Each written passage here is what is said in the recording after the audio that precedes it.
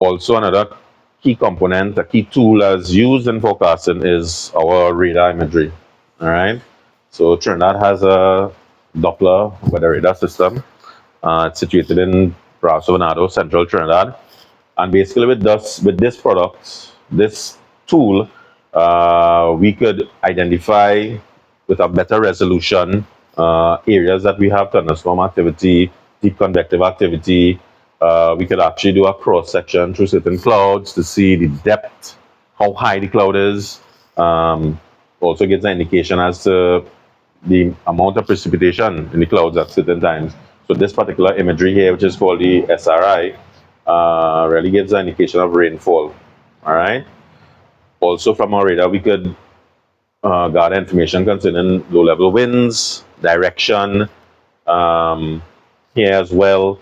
Normally during part of a feature of our weather, local weather here is a lot of activity in the west coast of Trinidad during the afternoon, especially if we have light winds during the day.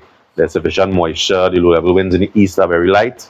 We normally have a sea breeze effect here, and the radar could actually indicate that. So this particular product here, the PPI, actually gives you an indication. The blues indicate uh, activity moving towards the radar, and the yellow indicates activity that's moving away from the radar.